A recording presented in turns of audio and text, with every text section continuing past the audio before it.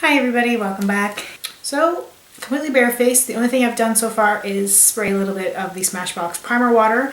I'm not going to do any other face makeup until after I do the beginning of my eye makeup, simply because black shadow is very messy. So the first thing I'm going to do is take a little bit of my Urban Decay eyeshadow primer potion. This is just the original one because this is a very matte look. I didn't want any kind of sparkle. And I'm just going to apply this all over my lid and up into my brow bone.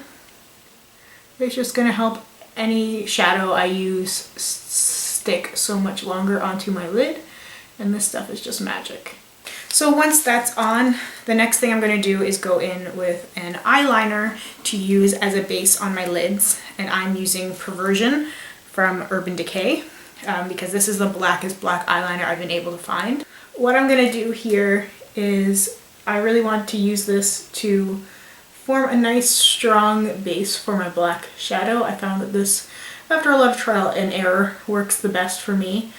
And what I'm kind of doing is applying it like a thick line on my lid. You really want to be careful to avoid getting any of this up above your crease or in your crease. You really want it to stick to your lid because that's where you want to keep the black shadow. You don't want the black shadow to travel more. So I'm just kind of gradually building up the black liner as a base, but being very careful not to go into the crease area.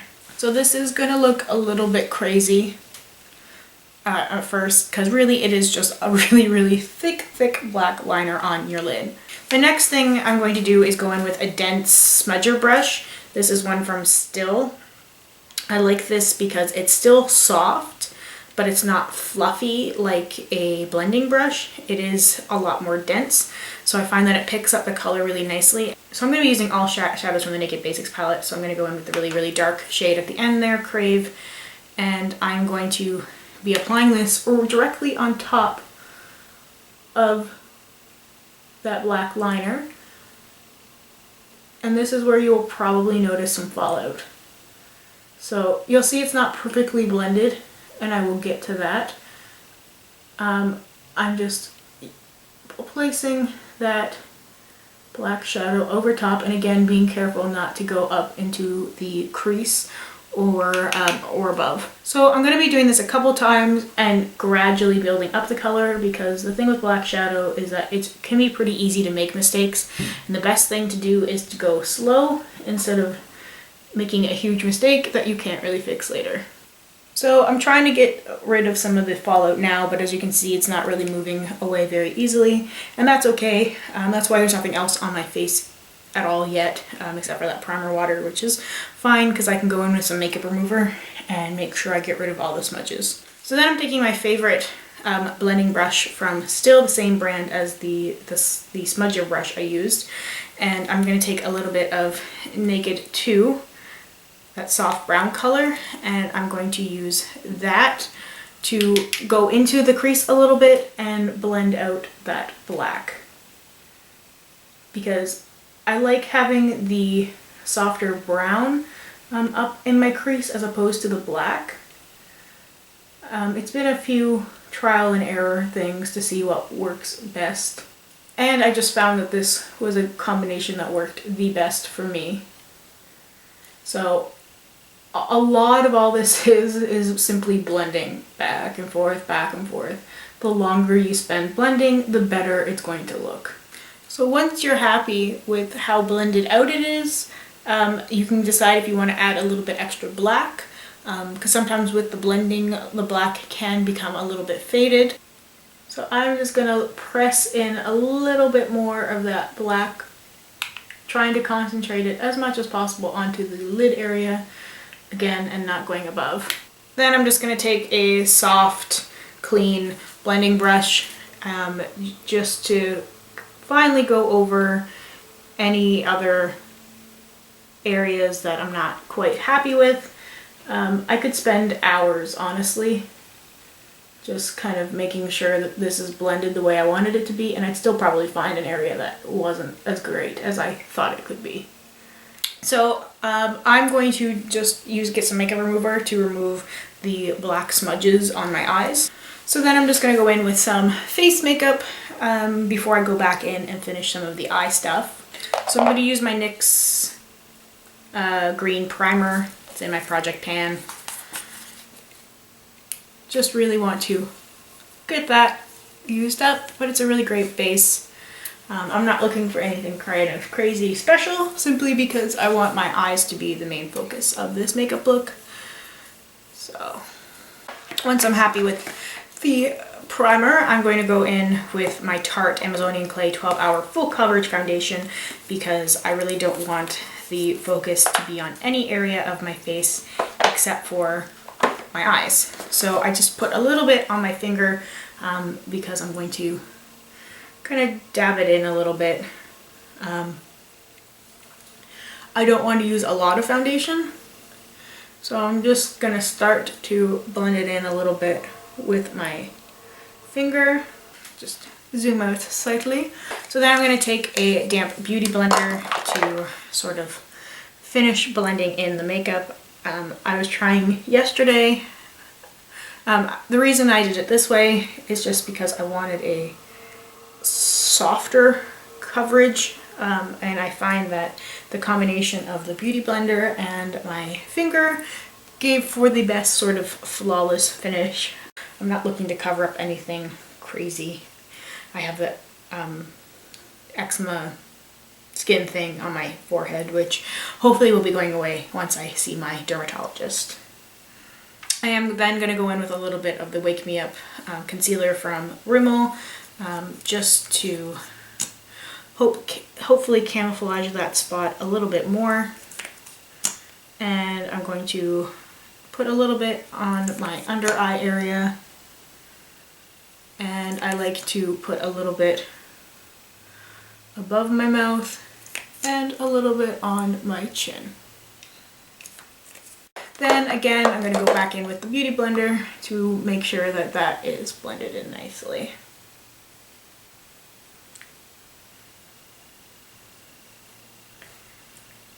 The thing when doing a smoky eye is that you really want the focus to be on your eye and not on any other part of your makeup. So you don't want any part of your makeup to be dramatic or super noticeable, but also you won't really want to cover up some redness and any like spots you might have, so that way it doesn't steal the focus from where you want it to be.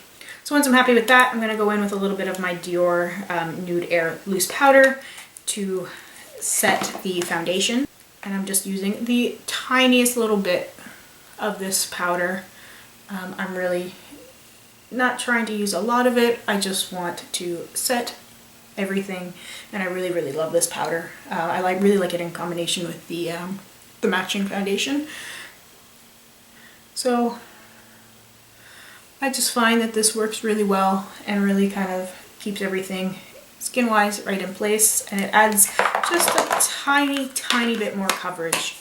Then for blush, I used the Clinique Melon Pop, which I wanted something that would give a little bit of color back to my face, but wouldn't be super dramatic, again, because the focus is on the eyes. So I just really liked this color because it gives such a nice, subtle, sort of peachy pink. And I love this kabuki brush I got from Elle. It's like my favorite way to apply blush. I just find that it fits my face so well. Again, not using a lot of it, just want to bring a little bit of color back to my face. Then I did get the Sephora Favorites Kit, which came with a couple products that I wanted to try out. And so I had used, this is the products I had used. These are the exact products I had used when I did my makeup in my Naked Basics Pan That Palette intro video. This is just a little Tarte brush and the Tarte sculptor crayon thing, which I just find is really beautiful.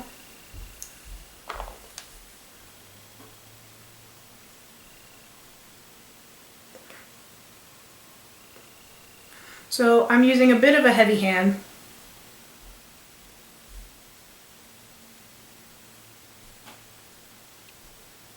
Just to kind of go where my cheekbones are, and I'm going to put a little bit across my forehead there. It does look a little bit crazy, and I'm actually going to take a little bit of time and contour a little bit of my nose area. Nothing too crazy, and a little bit around the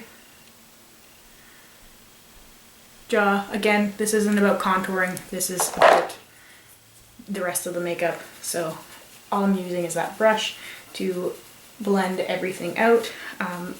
So I've only used this is the second time I've used this product, and I do find that it works pretty well. I don't have a lot to compare it to though, because I haven't used a lot of these kind of products before. I'm fairly new to contouring. It's not something that I've had a lot of experience with, but I do like to do it because I find that it does make a difference, at least in my opinion. So I find that this brush is perfect. Even though it's so tiny, I just find that it's the perfect size. It really, and it's so soft but dense, so it doesn't hurt your face. And I find that it really works for blending in these kind of like creamy products. Then I'm using the Clinique Hefty Highlight Chubby Stick thing. This also came in that Sephora Favorites kit. And I'm just doing a little bit of highlighting, just sort of in that C shape around my eye and on my cheekbone, Cupid's bow, and a little bit on the forehead.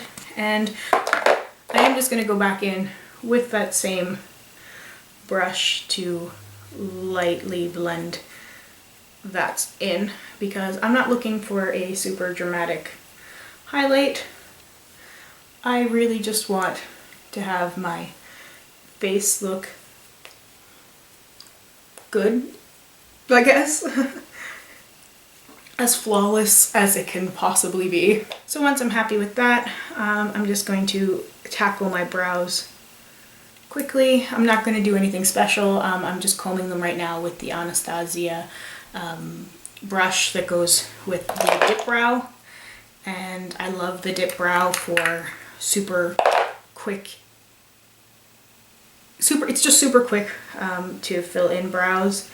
And it doesn't really take a lot of work, as I find with some other products. I know there's people said there's like a really steep learning curve with this product. I'm not by any mean any kind of brow whiz. I just do my best trying to fill in as much as I possibly can. So once I'm happy with the brows, I'm just going to go back in and finish my eyes. I'm using the 219 pencil brush from MAC, and I'm going to take a little bit of that Crave, that dark shadow again, and I am going to lightly be applying this shadow into my lower lash line.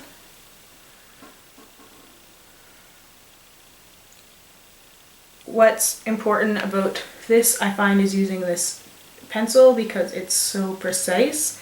I think a lot of people have issues with doing a sort of dramatic black eye because they don't use the right kind of tool. So now I'm going to take that blending brush again that I used before with Naked 2 on it, just to lightly go over that super carefully. You do not want to drag the shadow down very, very low, because that will give you that kind of raccoony panda look that people try and avoid. The thing with this is just making sure that you really take the time to blend everything together and connect it up to your lid. You just really want it to look as blended as possible. So I do strongly suggest taking as much time as possible to blend. And then I'm going to go back and with that Perversion eyeliner, I'm just going to line my lower lash line.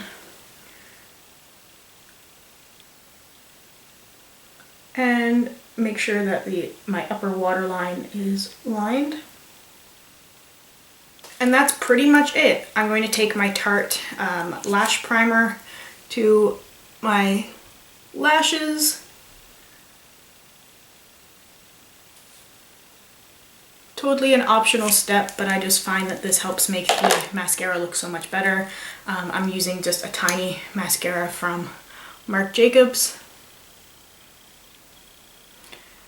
just to coat my lashes. Definitely mascara completes this look. And then I'm just going to put a little bit of mascara on my lower lashes. And that is it for the eyes. So that's what the finished look looks like, minus the lip product. As you can tell, my lips are pretty fair today anyway. The lip product I am using is Walk of Shame from Urban Decay, which is a sheer lipstick.